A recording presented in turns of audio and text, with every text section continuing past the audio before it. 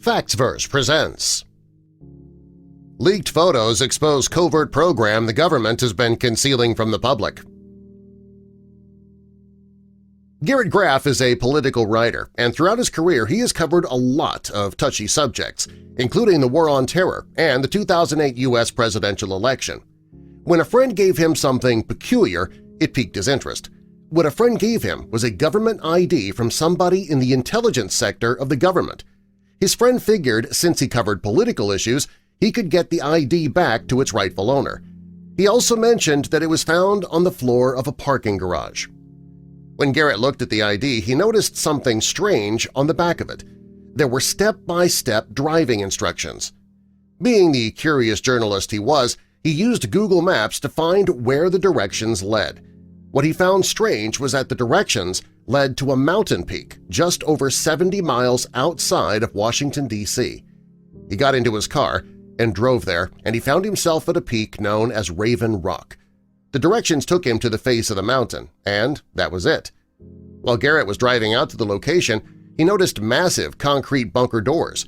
He also saw a guard shack, a chain-link fence, and a huge set of bunker doors beyond that fence. There were also signs posted to warn people that it was a restricted area.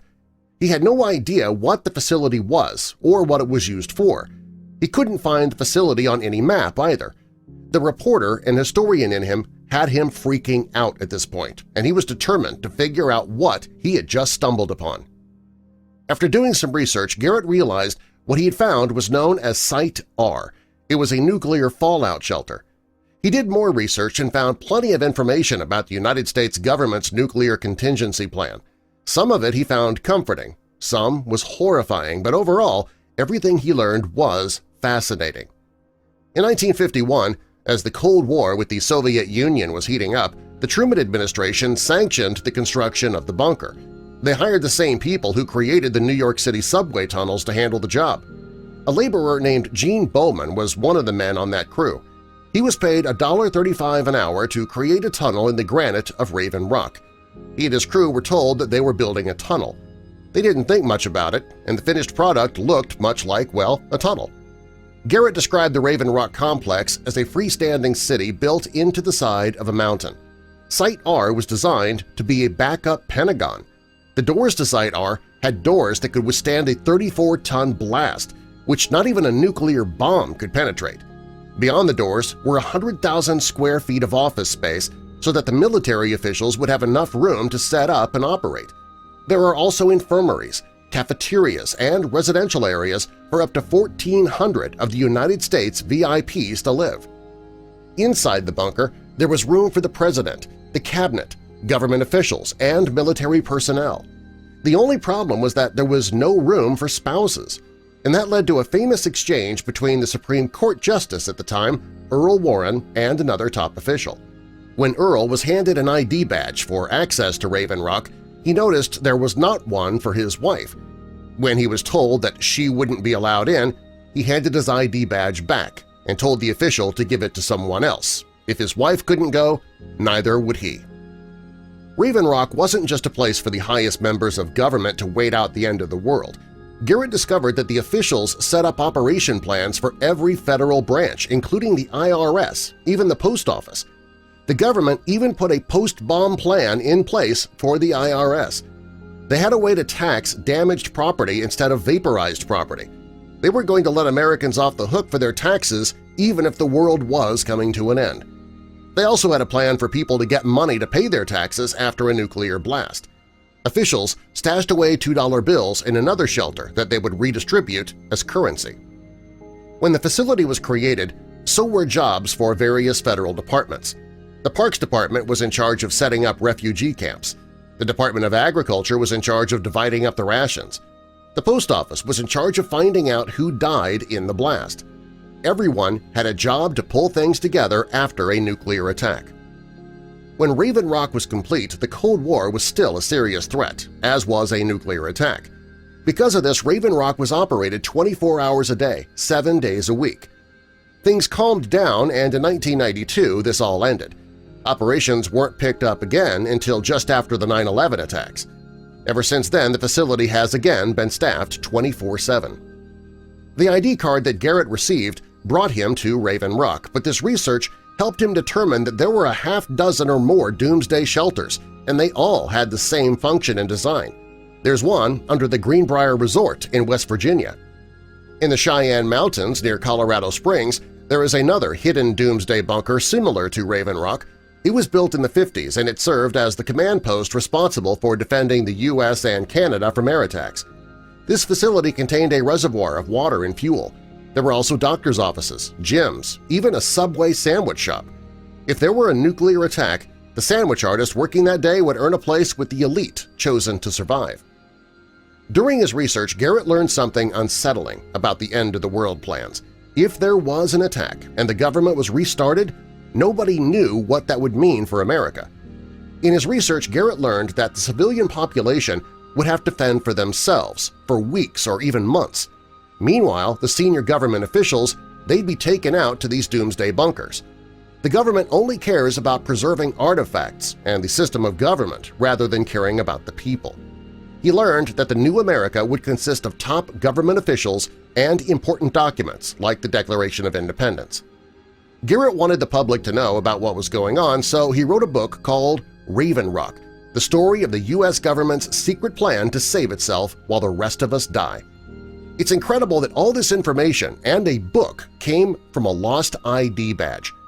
His leaked photos exposed covert programs the government had been concealing from the public. Well, now that we know that the government doesn't care about American citizens if there is a nuclear blast, what can we do? Well, some say that they will accept it and hope for the best. Others have been making plans for decades for the end of the world just in case. One of these people is Jay Hay. Jay Hay was a former Marine and the co-founder of the Celestial Seasonings tea brand. He also owned lucrative real estate all over the country. He was also worried about a nuclear attack. When tensions between the U.S. and the Soviet Union shot back up in the 80s, both sides were stockpiling weapons and mobilizing troops all over the world, and that terrified Jay. He was worried the government couldn't protect its citizens, so he decided to do something to save himself. In 1983, he bought a 240-acre piece of land in the Ozark Mountains in Arkansas for $146,000. He planned to build a fallout shelter in a gigantic limestone cave on his new property, and he began construction. When the tensions between the U.S. and the Soviet Union began to improve, he realized that he wouldn't need a fallout shelter. It was already half-built, so he had to find something else to do with the property. And it was then that he came up with a new plan. It took a few years of intense construction and furnishing, and finally, the Beckham Creek Cave Lodge was born. What was once going to be a bomb shelter is now a subterranean high-end hotel. The interior of the hotel is absolutely incredible. There are 4 bedrooms in the cave, and to stay in one of them, it costs $1,600 per night. There are even showers built right into the cave.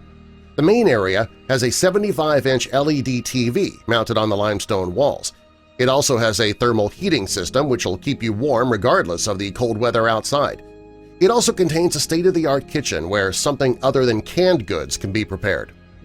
Guests aren't just confined to the caves during their stay. The views outside are incredible, and hiking the Ozarks is a great way to spend a day. There's plenty of wildlife around for guests to see. The inside of the hotel and the outside views are all incredible. If there is a threat of a nuclear war, the hotel can seal off all the openings to the cave with concrete blocks, which will keep the guests inside safe if the worst were to happen. Jay also installed a helipad at the hotel, and that would make it possible for him to get there quickly if there ever was a nuclear threat. It also makes it possible for guests to take a helicopter to the hotel, making the trip there that much faster. If you've always dreamed of owning your own fallout shelter that doubles as a private retreat, you're in luck.